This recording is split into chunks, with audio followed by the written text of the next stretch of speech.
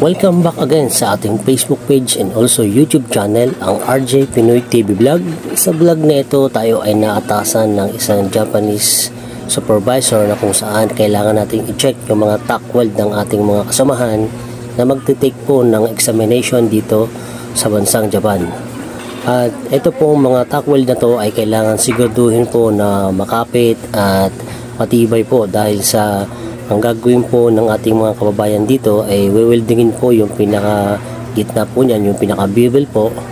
Yung sukat po nga pala na ito ng plate na to ay merong kapal na 10 mm at mahigit 300 po ang lapad nito. Ito po ay ginaganap tuwing ika-2 taon po ng mga trainee sa bansang Japan na kung saan ay kailangan po nilang mag-take ng examination, written and welding po.